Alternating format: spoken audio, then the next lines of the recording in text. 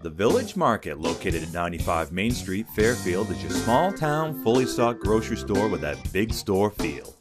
Carrying quality vegetables, fruits, meats, deli items, and sure-fine products. They even have some inviting desserts. On your lunch break, stop by and grab one of the prepared, ready-to-go meals. Village Market's knowledgeable and courteous staff makes your visit an enjoyable experience. Visit them on Facebook and online at villagemarketfairfield.com. Open 7 days a week, the Village Market. We've got your groceries and more.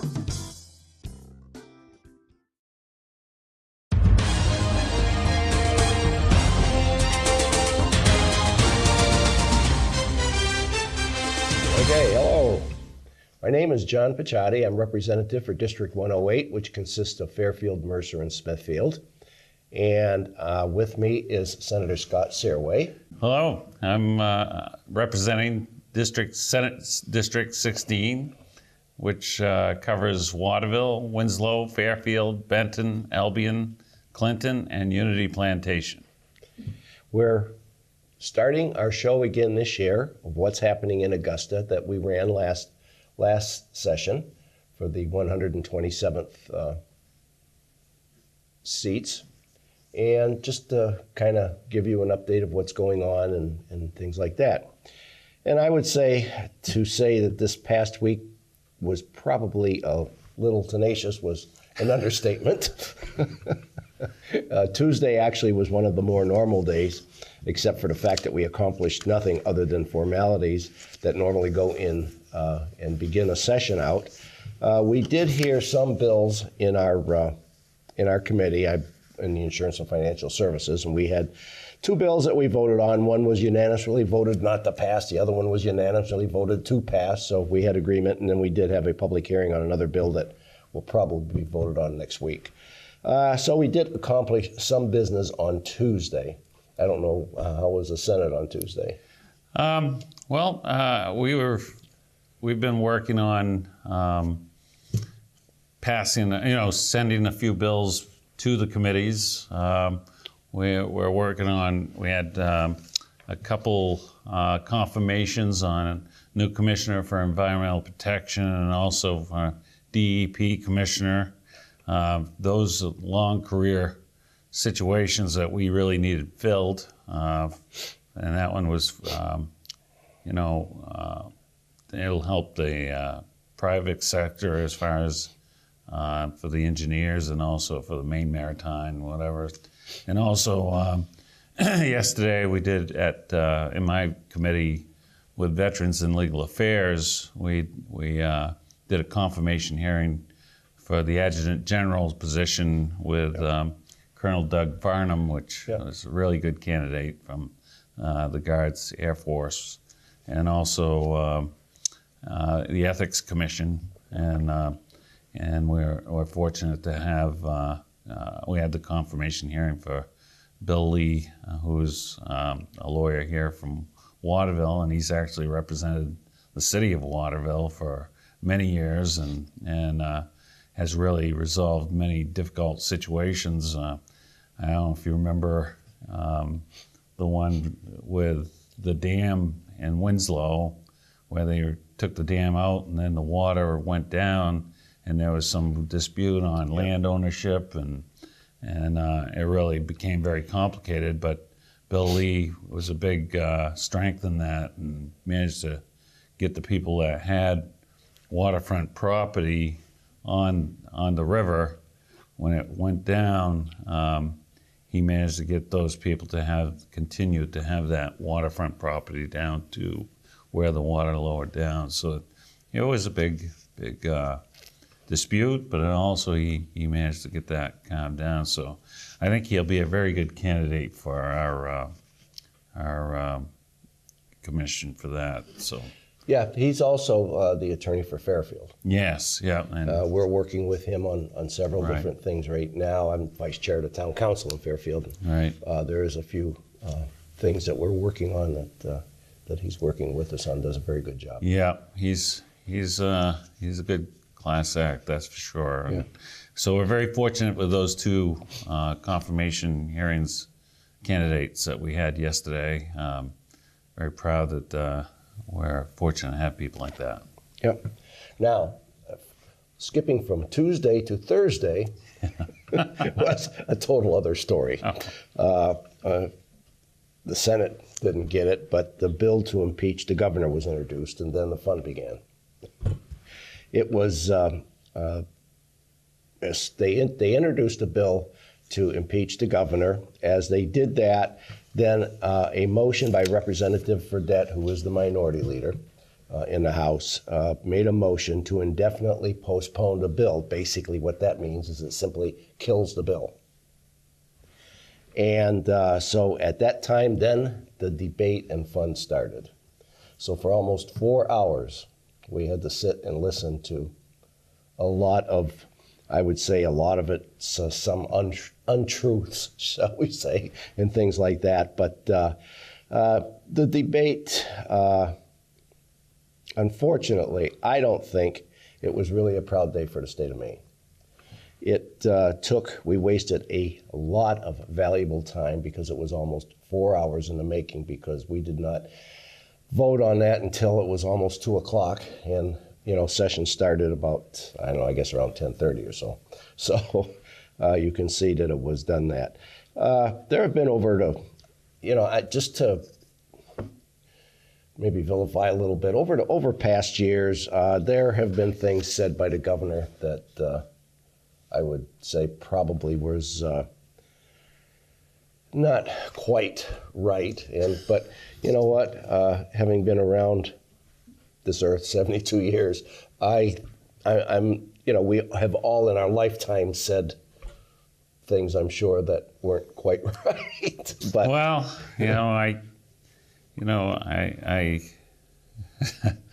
living in Maine, I've come to understand several nationalities, and especially being in law enforcement. Yeah, I come around to, I kind of, not that I agree with everybody when I go to these homes and whatever, but people say the darndest things. Yeah. And they mean well. Sometimes it just doesn't come out the way you want it to. And I think that the governor's heart is in taking care of Maine the best he can. Absolutely.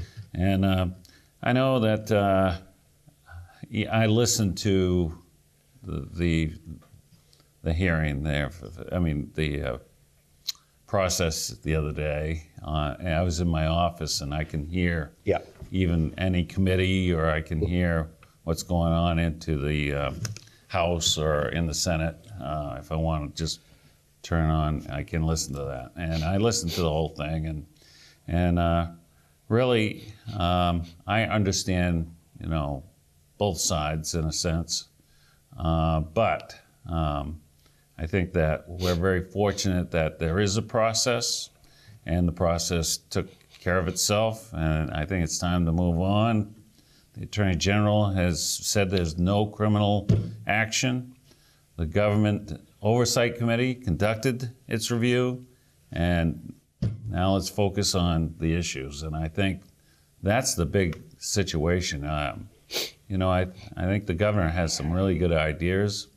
I think that if we can concentrate on this session and try to make it really work, I think, and I get along with both sides. It's nice, really, what you hear on TV and hear in the news on this division and whatever, it's nothing, nowhere near like that. I think that I get along with everybody. I kind of teased one of them. I said, was that you screaming up in the balcony? I was just kidding around. It was they take it but it is an important process, and I understand both sides, and I feel, their passion, and I think that everybody has passion about going into this, and I think they all mean well.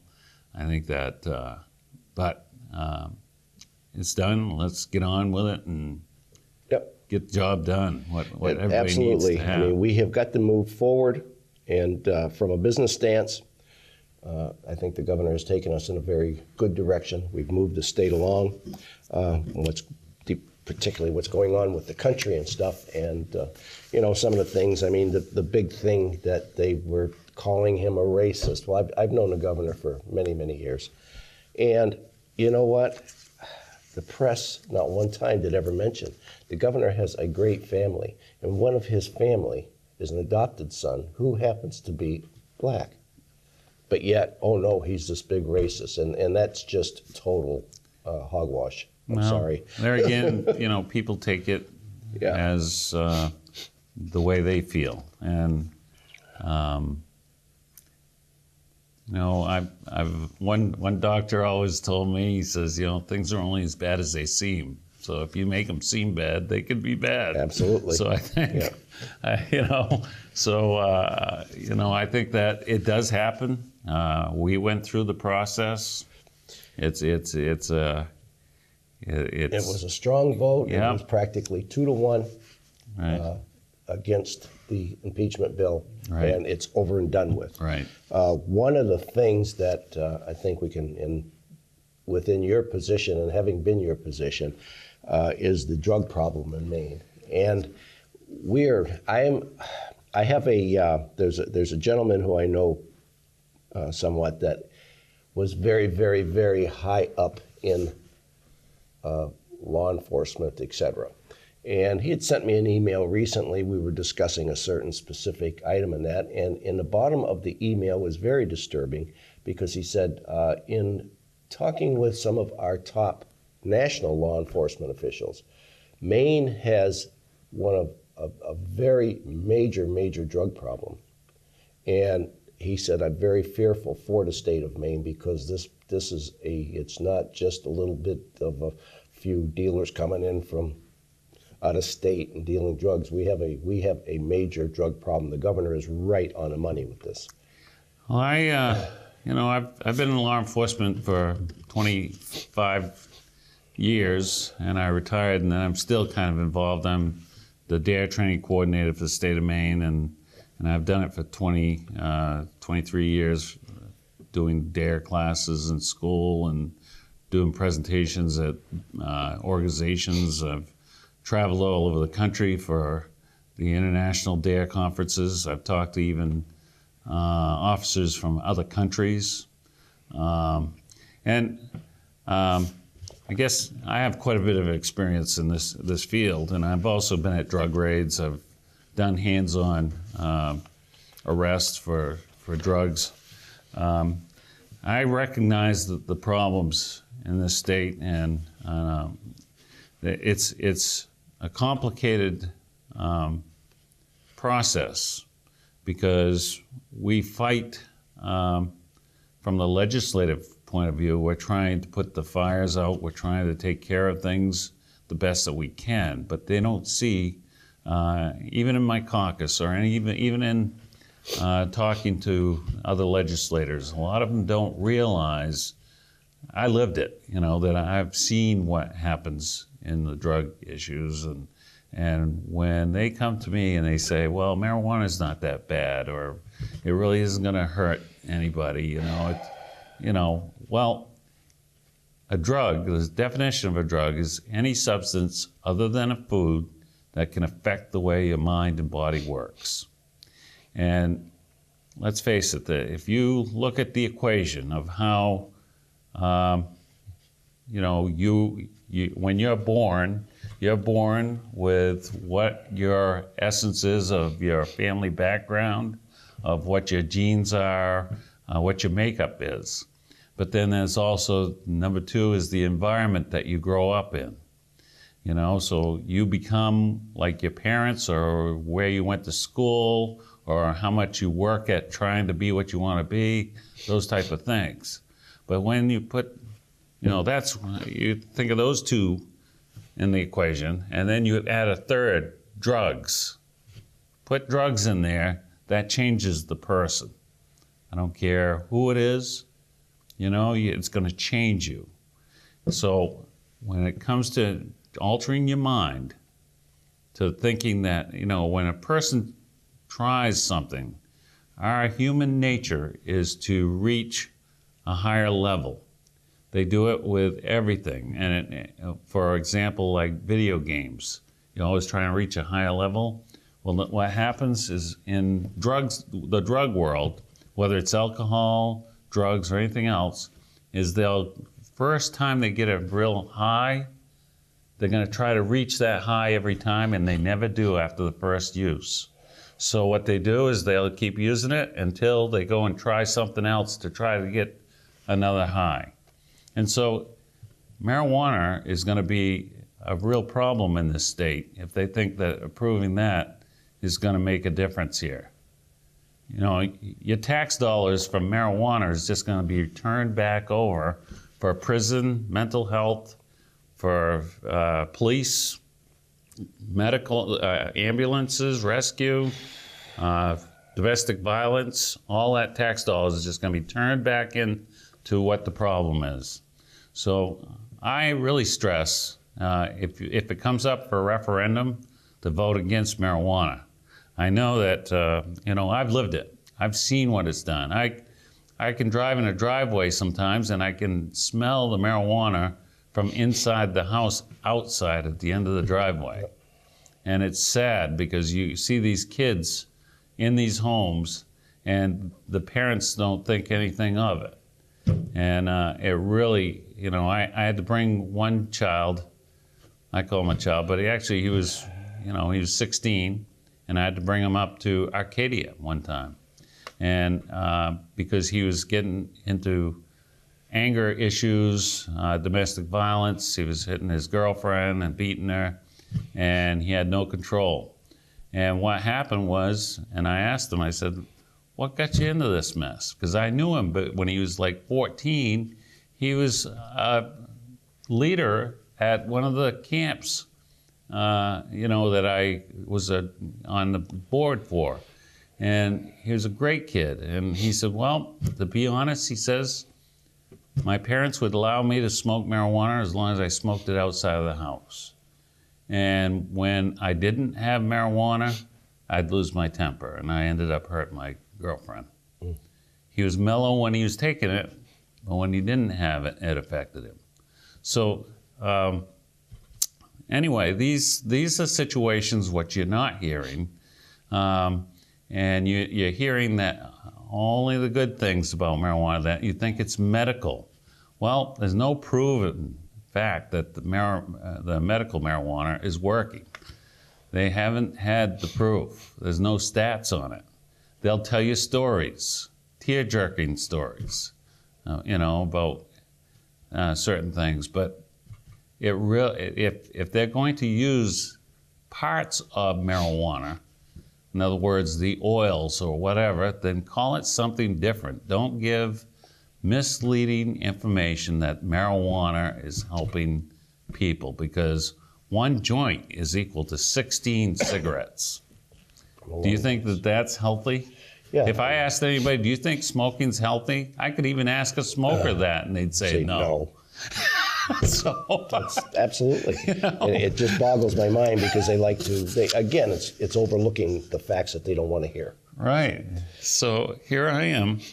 I'm sitting in amongst all these people, and they don't get it. And I'm very fortunate.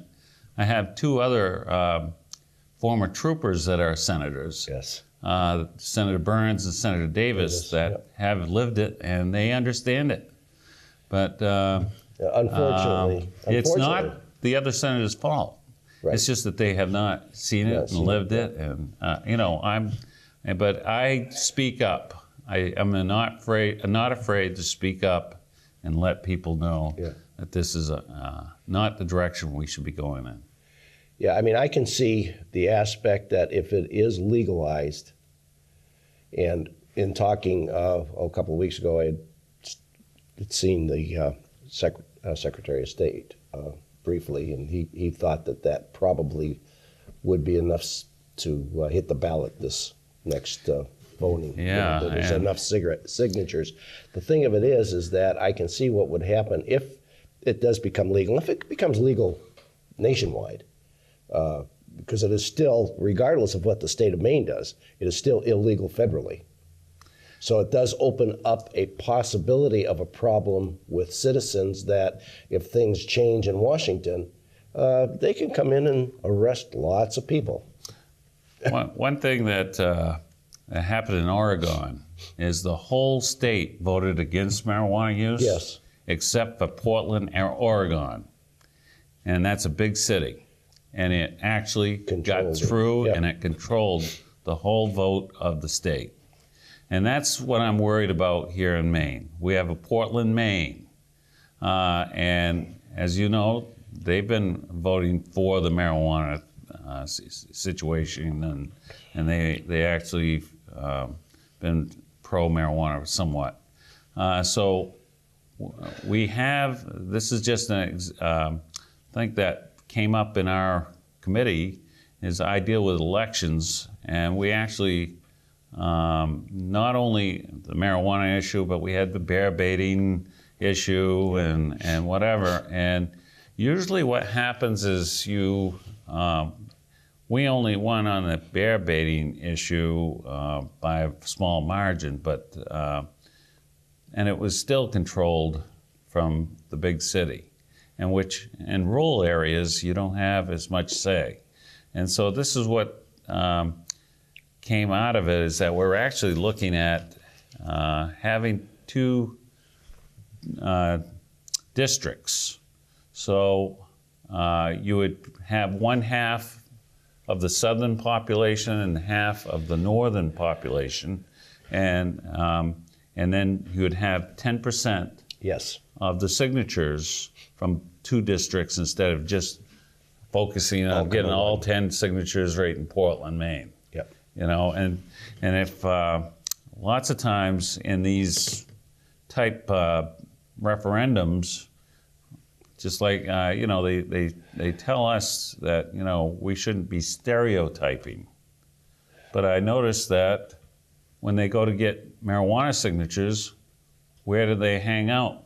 They hang out by the smoke shops, different areas like where they know that they probably can get more signatures than they would by standing, we'll say by the Capitol or something. Right. So they stereotype themselves because they know where they're going to get the signatures. And it's sad because I think that we know that marijuana is not healthy. It's another added drug, which is going to, control people. And it's very hard to measure on how long it stays in your system. And for somebody to be driving or operating on you or flying an airplane or, operating a huge ship, or maybe doing something that's very critical to other lives that are around you, how do we know what that's going to do and what's going to do to us? Yeah, it's also a problem. It's a workplace problem. Also, we had there was a meeting last week at this past couple of days ago. We had a Somerset Workforce Development Committee meeting over at Backyard Farms in Madison. Right. And some of the people there, we always have different people that come in and give discussions on different areas. And one of the problems, of course, is drugs in the workplace. And it's becoming more and more prevalent. Well, the problem is if they did a test, and there's specific rules and regulations that you have to abide by, but if they did a test to somebody that had smoked some marijuana the night before, that THC is still going to show up in their blood system.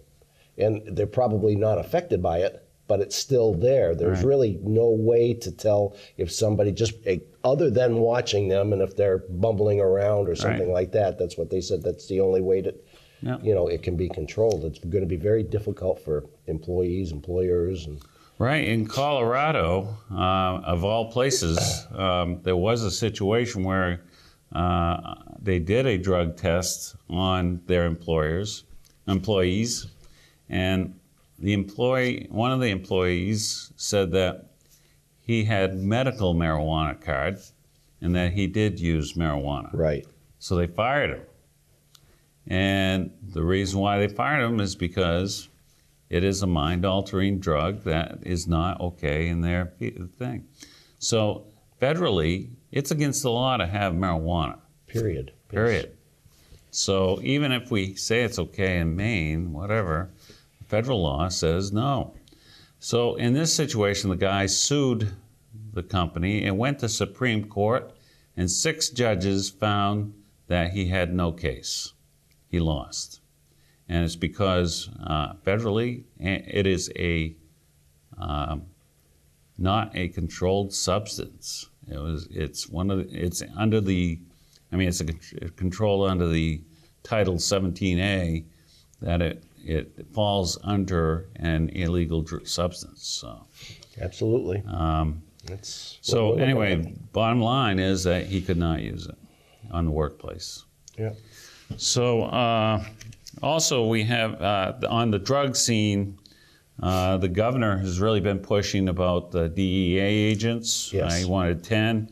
He had money that was available through the Gambling Control Board pot, and that's only a temporary thing up till June 30th. So what we're trying to do is trying to find more money so it'll be a permanent thing to keep those positions. And I tip my hat off to the governor pushing this, because I think that we really need drug enforcement. Yep. And let's face it, we don't grow heroin here in Maine. That's coming from out of state. We have fentanyl, we have all kinds of harmful drugs that are coming up in the state, cocaine. So anyway, what I've done is I put a bill in to raise the class crimes for illegal drug importation of drugs. And that's coming up the 25th of this month. Yep. At Criminal Justice and Public Safety. And we'll have a big discussion on that and hopefully pass this bill and send a clear message to the people that try to bring drugs into the state and come up the interstate and stop at a city. If you look at the map of where the drugs are coming, come right up the interstate. You look at if you look at the satellite areas where they've been arrested, it's right up the interstate. Yeah. So if we can stop them and say, hey, you don't want to go to Maine because you're not coming home. That's the message I want to get, because then they're not going to come up here. Yeah. They're going to find another state or won't be able to do it at all. If you stop the supply, you slow down the demand, and that's what we're trying to do. And so I'm doing my part trying to get that in. I think the people of Maine really have to do their part in saying no to drugs, as far as allowing marijuana to be voted in, to send a clear message that drugs are just not part of our life. We really need to have our own wits about us and be able to have fun with our kids, be good role models for our kids, and also to enjoy our quality of life we have here. It was, when you look at the whole situation, like the email that I talked about earlier on, but going back, when we moved back to Maine, and I had 3 kids at the time, which was back in 1979 when we moved back, we were living out in the Midwest, and one of the problems was I had my oldest at that time was 4th or 5th grade, somewhere in that vicinity, and there were actually kids in that level at 5th grade that were smoking marijuana. And I said, this is crazy. And we moved back to Maine because we knew that it was one of the best places in the country to raise children. And that has so dissipated today, and we've lost it, and we need to get that back. Well, we also, back when I first started the DARE program, that was federally funded. And so that basically put officers in most of the schools, 90% of the schools in the United States, and it did lower our problems with crime and drugs and the marijuana use. Everything was going down.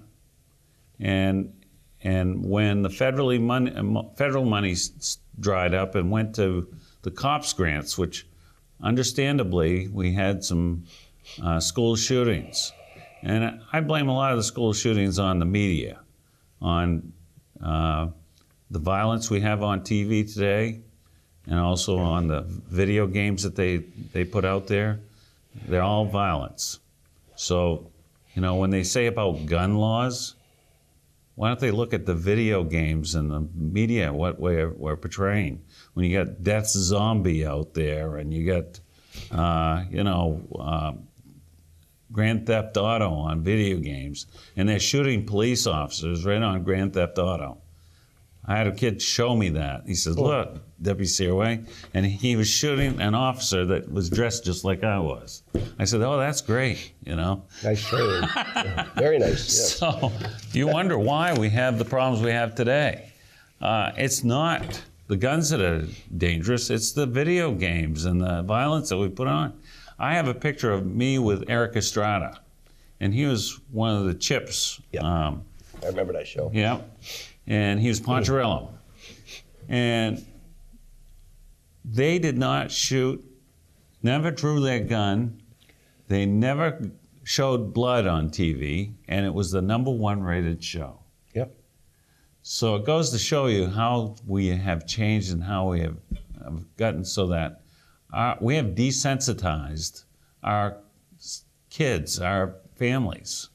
And, I had a friend, he was talking about shooting all these soldiers and people and whatever, and he says, I felt bad when I shot a dog and it was whimpering.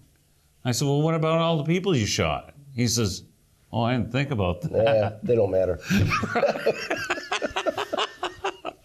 So this is what's going on. So anyway, there is other part of this on the Drug Enforcement Agency. We're also looking at detox beds available to encourage pilot projects.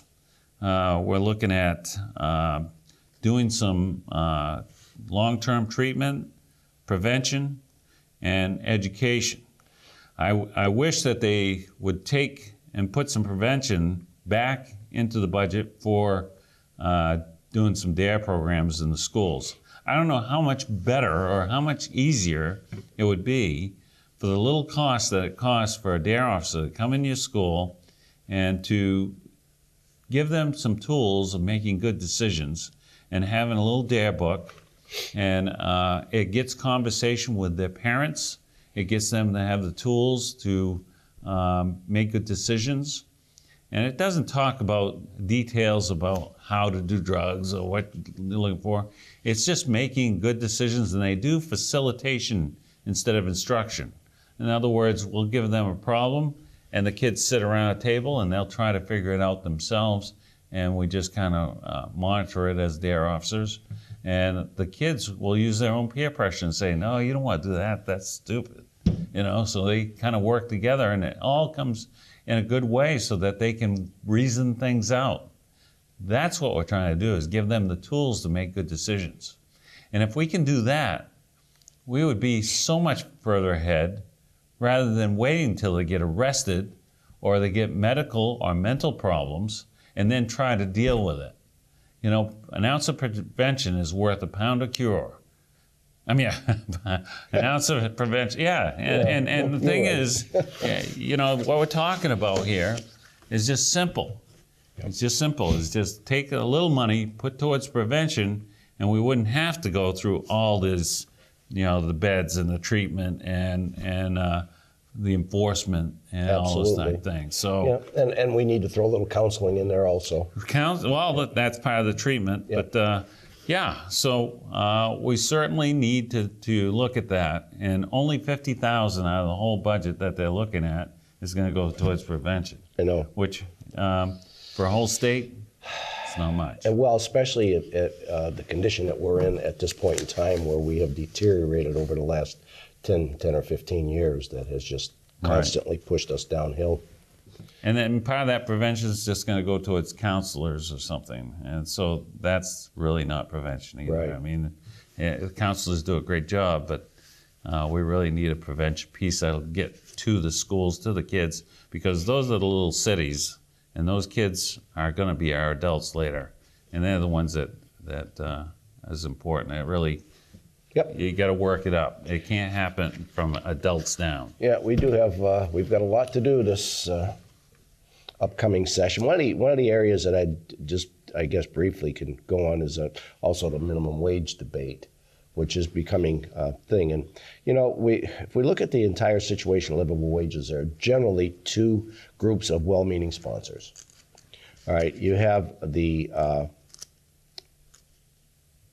sponsors that really want to help everybody in that, but there are also special interest groupings that, who use the well-meaning sponsors as frontmen. Mm-hmm. And consequently, I admire those people and their intentions, but unfortunately, there are generally consequences to their actions. And usually, they believe by passing a huge minimum wage law will be helping all the poor people who are in need of money and things like that. But what they're doing is assuring that the people whose skills are not sufficient to justify that kind of wage will be unemployed. The biggest class it will hit is the teenagers. I mean, I can go back when I was in high school. Of course, the laws were considerably different, but when I was 13 years old, I was shining shoes in a shoe shop, making a few bucks, and at least it was spending money at 13. I thought it was a pretty good deal. Didn't bother me at all. Yeah. And I can remember listening to the new Elvis Presley records that were just starting to hit the radio and shining shoes. Right. But today, of course, you can't do that, obviously, today. But with the minimum wage, if you do that and get it too high, there'll be a major problem. And I would suspect with our aging population too, there's probably a lot of seniors that are out there that do different jobs that would wind up losing that job just to kind of push that Social Security a little bit further so that they might be able to buy a little bit more during the week.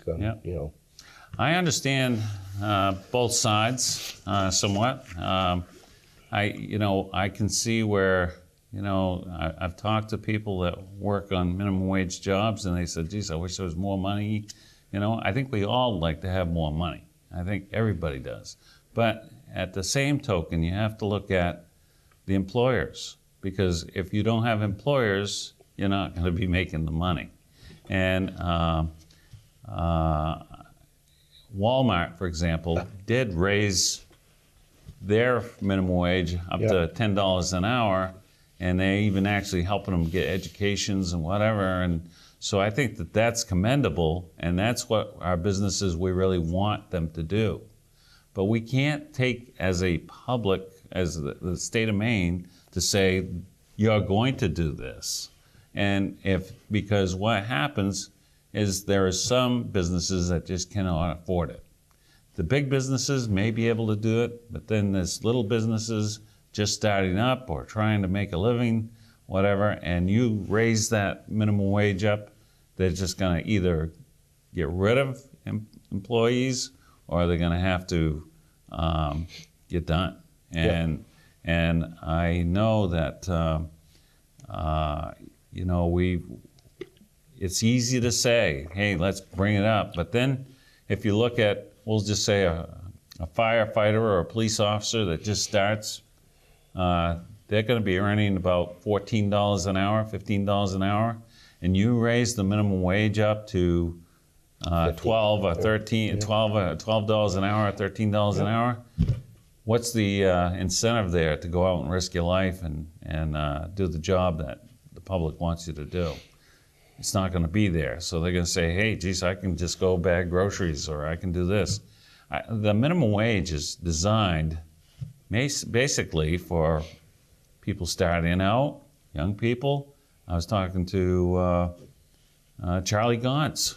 He's got one of the largest, he was actually one of the number one businessman of the year for the state of Maine. Yep.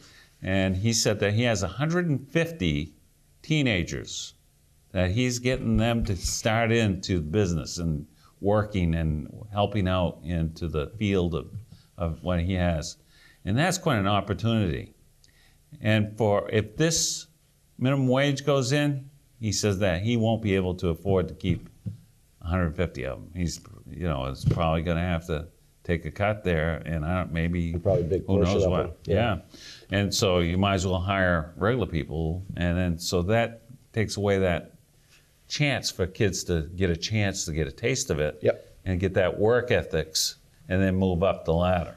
This is, when you talked about business, we really need to take a close look at that. We can't just say, yep, let's give them a raise, because it affects, it's a lot more complicated than that. Yeah, and it will affect the price of the goods and the services and things like that too. Sure it does. Everything gets raised. Yep. So you're really, you're helping in one respect, but then you're going to hurt the other. Yep. I understand, there's so many out there that want everybody be on an even keel. Well, I think a person that can do surgery on you, Yep. they've earned it when they go for the education. Yep. When you need that help, it's important. Yeah. Well, speaking of business, just briefly on our business tax climate too. I think we're way too high on corporate tax. People might disagree with me, but I'll give an example. Corporate unemployment tax and property taxes is where we're at. Regardless of what is said, we are only 26th in the nation on state income tax out of the 52 states. And given the tax decreases we've made over the past couple of years, we rank 10th in sales taxes. But our overall rank is 34th compared to New Hampshire, which is 7th, and compared to Vermont, which is 46th, and those are our two main competitors here in the Northeast, is New Hampshire and Vermont. So we need to do some work in that area also. Yeah, there again, if you can help business brings business, and we also will bring more jobs. Yep. If the minimum wage goes up, I don't know if you've noticed, but even some of these restaurants have little machines now that you can order your meal. I was going to say, you do everything by electronics. I know.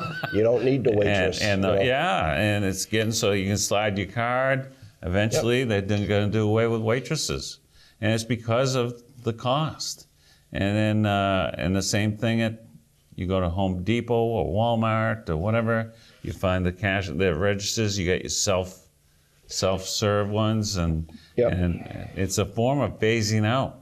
I mean, so if you keep raising it, it'll phase out much quicker. Yeah. Well, it's still nice to go into it, and that is one of the better parts of Maine, where you go into a smaller store, you actually get waited on. Somebody actually comes up and says, do you need some help, or that type of thing. Did you find anything you needed? Or? You still need that aspect of it. And I can guarantee you that the people that are working in those stores are making a higher level wage than minimum wage, because you get what you pay for, and in order to keep those people, they have to pay them a little bit more. And that's the whole idea of business, is that if you've got a good employee, and I've had several businesses within my lifetime, and if you've got good employees, you pay them. You don't mess around with it. Well, I'm aging myself, but I remember Levine's. Oh, yes. And they used to measure you. Yep. They'd measure you for your outfit, your suit, everything, and it would come back perfectly fitting you. Now, you have to guess, you have to find things, and if it doesn't fit or whatever, you end up taking it back. There is a store over in Augusta that still does that. Yeah, it's just amazing, how they used nothing that I'm aware of. Nothing like what they were two brothers, and they just they did a great job. Took care of you, And well, we had other stores. That. I mean, we not only Levine's, but you had Butler's, you had Stearns. Right. I mean, you could go into those stores. I actually had for a while here in Maine, I had more out in the Midwest, but for a while here in Maine, I did have a small women's store. And I had a seamstress. People came in, we measured them, we hemmed the dresses at the proper lengths and pants and fitted people. And guess what? I didn't charge for it either. I know. That's what amazed me. But the quality was there. Yeah. And what I'm saying is, as we increase minimum wages, your quality is going to go down of service. And that's what, even you think of the theaters. They had the State Theater, the Haynes Theater. Yeah. You walked in, they had a curtain, they had somebody there, would even give out door prizes, and it was just quite the thing to go to the movies. And just the quality today is just not the same. And it's not because of, I think it's just because of the increase is over time that people have found ways to cut corners. And that's what happens, is we end up cutting corners because of these increases. Yeah. So it just got to be careful to make a balance. Well, it looks like our time is pretty much up. So I can say that it was a very good show. I think we've got a lot accomplished. Hopefully that between the House and the Senate, now that all of the furor has basically gone away, hopefully, we can actually get some things accomplished and do what we're getting paid for the state of Maine. Well, you know, we did get a lot accomplished last session. Yes. And I mean, I was very proud we got the Blue Alert bill passed. Yep. That'll help law enforcement officers in situations where any officer gets shot, killed, missing, or wounded in action. A Blue Alert will go across your screen on a broadcast system. It will tell any information as suspects. It'll give the number to call. I think that was a big help for the law enforcement officers that are out there trying to protect us.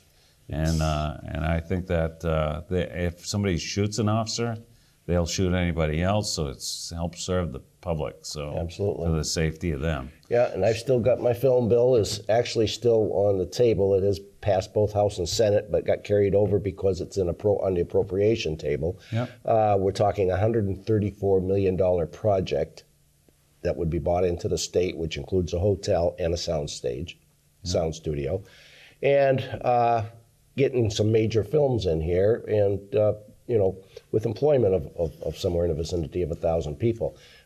Difference where it's sitting in appropriations right now, unfortunately, the way that Maine has their levels of static software, shall we say, is that it has $1.5 million price tag on it, which has to be put into the budget.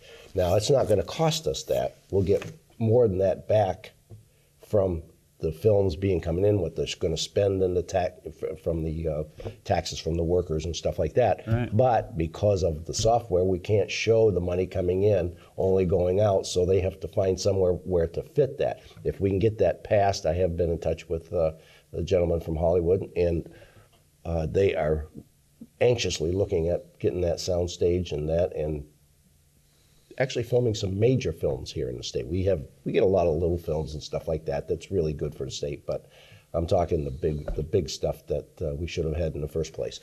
Yeah, and another bill I just put in that we haven't had heard yet, but it's going to go to criminal justice, is on putting the no age on gross sexual assault on any teacher or principal or anyone that has control over a student in a post-secondary school. Oh, good. So we'll have no age instead of under as a minor. So I think that any student should be protected. And in my business, I feel that we've got to take care of our youths. That's our future. Yep. So it's been great. I thank you, and we will be back again in 2 weeks. Senator Searway is going to join me, I think, this year as we go through, and we'll be back in 2 weeks and give you another rundown of what's happened in the last 2 weeks. Thank you. Thank you. It was fun.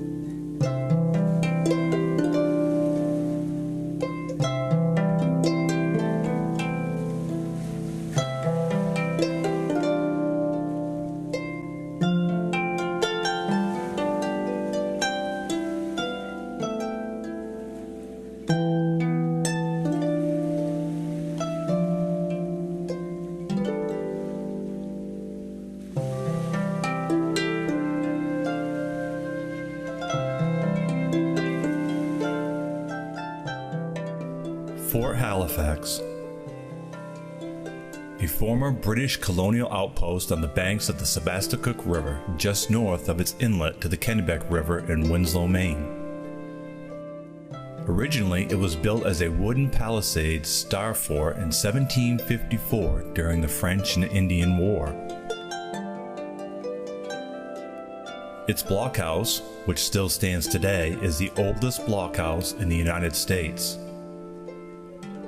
Its purpose was to prevent Canadians and their Native American allies from using the Kennebec River Valley as a route to attack English settlements. Today, the reenactment that took place here at Fort Halifax was a reenactment of a raid that actually hit on the ground that we were on. When from the Augusta Fort western area, you had a supply column coming up the river. They were bringing the surgeon that was to be stationed here at Fort Halifax up, along with supplies. A raiding party made up of French-Canadian milice, an officer of Company France de la Marine, and Native Americans hit them just before they landed. In fact, the historical battle, there was a man ashore who yelled a warning, jumped into the river, and swam out to the boat. Long live King George II!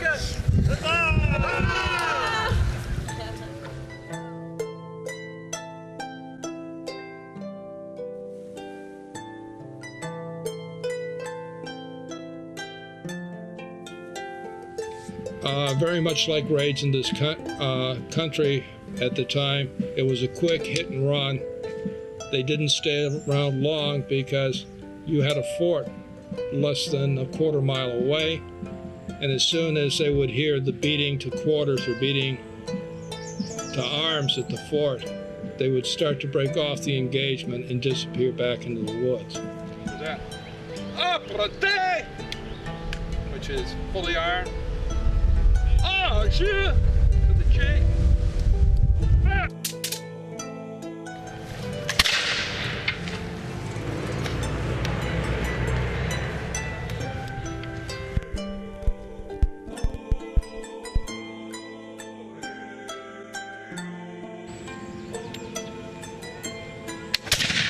Get shot already.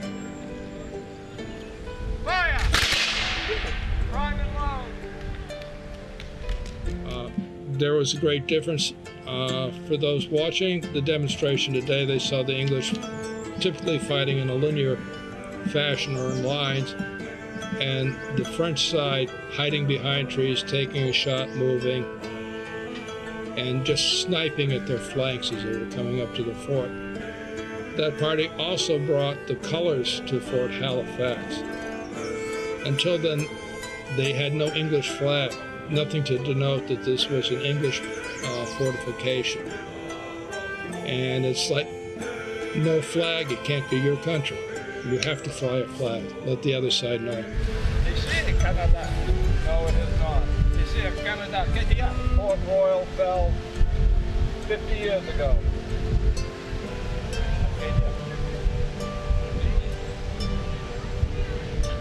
As long as you can insist on that, there'll be more bloodshed. This was disputed land. French claimed it, English claimed it. It was the natives' home, and they just lost out.